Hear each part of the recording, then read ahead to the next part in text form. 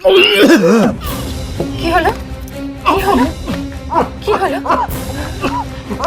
এডি কি হয়েছে? রিন্টু কি হয়েছে? জল!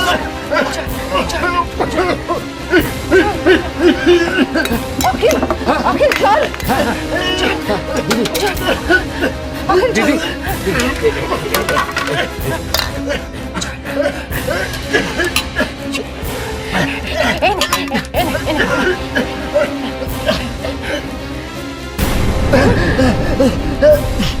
কি হলো রে? কি হলো? হ্যাঁ? তোমার জন্যে সবসময় আমাকে সমস্যায় পড়তে হয়েছে।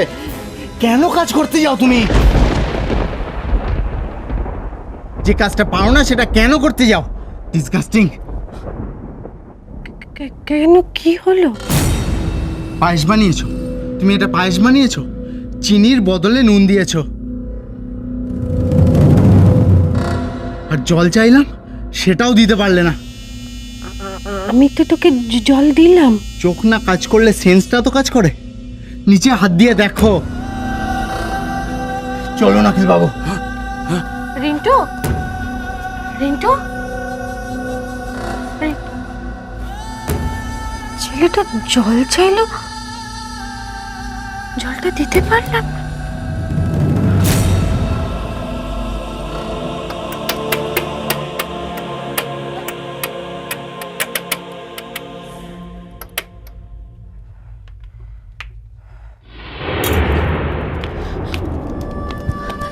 মুনি, ওঠো, তুমি ওঠো। কিছু হয়নি, কিছু হয়নি, ছাড়। এটা কিচ্ছু হয়নি। কতটা কেটে গেছে? কিছু হয়নি বাবা। তোমাকে কে ধরতে বলেছিল বলো তো এই ভাঙা কাজগুলো? ইস, কতটা কেটে গেছে।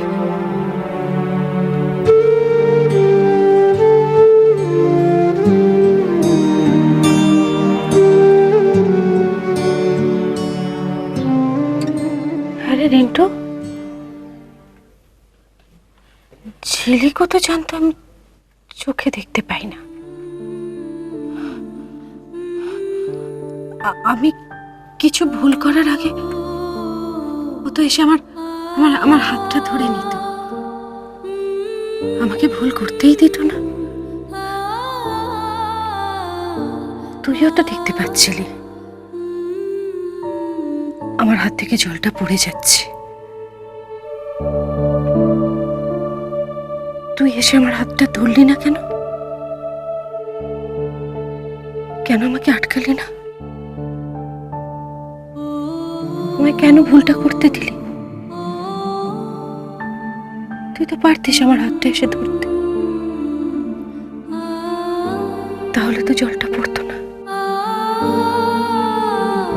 আটকালি না কেন? কেন আটকালি না?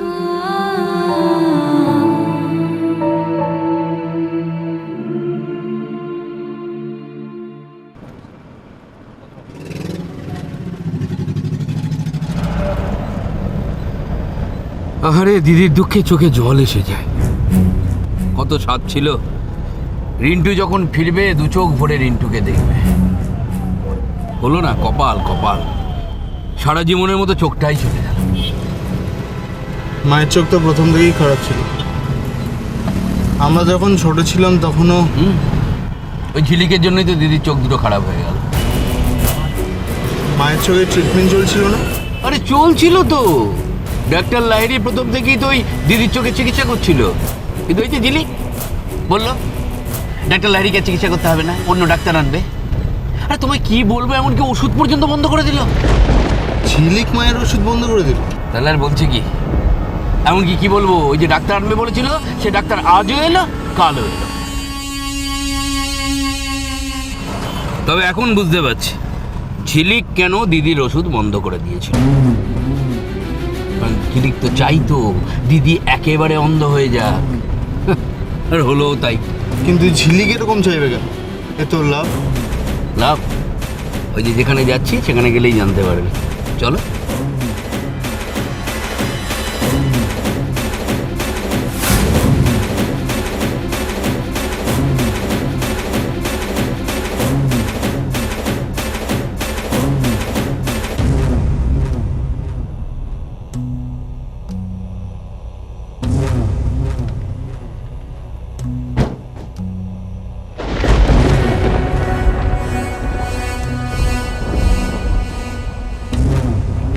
অখিল বাবু এখানে, সঙ্গে ছেলেটা আবার কে? রে উকিলটা বড্ড টেঁটিয়া। আপনি সেই দায়িত্ব আমার উপর ছেড়ে দিন।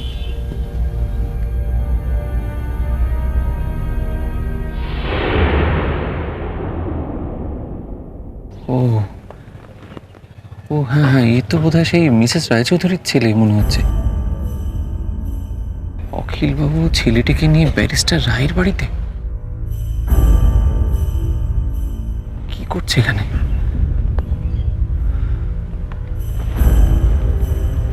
ট্যাক্সি!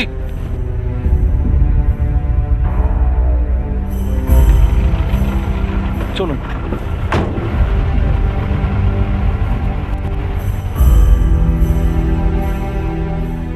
হ্যাঁ স্যার, মিসেস প্রতিমা রায়চৌধুরীর ছেলে এসেছেন ফার্মে। হ্যাঁ, আদিত্যবাবু।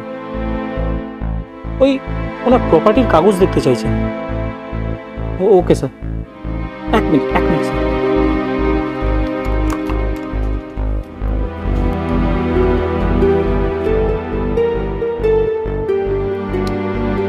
Okay sir. কি হলো, কি বললেন? কাগজপত্র দেখাতে, তাই তো?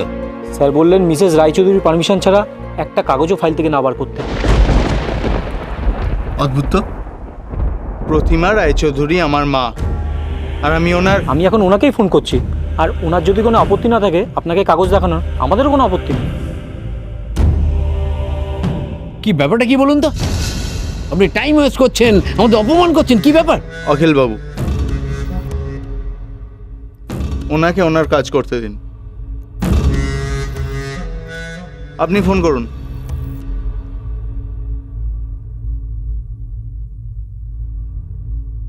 কি, ওনার ফোন তো বন্ধ। বন্ধ? মানে ওই দিদি যখন অ্যাক্সিডেন্ট হলো তখন তো পড়ে গিয়ে ফোনটা ভেঙে গেছে। দিদিকে বললাম যে দিদি আরেকটা নতুন ফোন কিনে দিই, দিদি শুনলই না। আপনি ফোনটা দিন তো, বাড়িতে ডায়াল করতে হবে।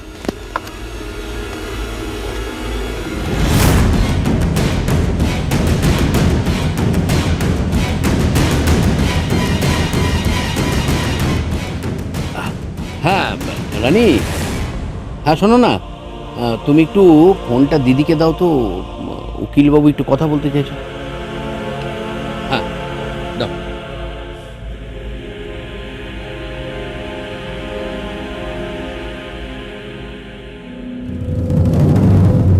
হ্যাঁ ম্যাডাম, আমি রয় অ্যানালাইসিস থেকে বলছি। হ্যাঁ বলুন। ম্যাডাম, আপনার ছেলে মিস্টার আদিত্য আমাদের অফিসে এসেছে। আদিত্য ওখানে গেছে কেন? উনি আপনার কিছু লিগ্যাল পেপারস দেখতে চাইছেন, আর আপনার পারমিশন না নিয়ে তো ওনাকে কি পেপারসগুলো দেখাবো ম্যাডাম? আমার ছেলে যেটা চায় সেটা না পাওয়া পর্যন্ত শান্ত হয় না। ও যা চায়, যা পেপারস দেখতে চায় সব ওকে দেখিয়ে দিন। ওকে।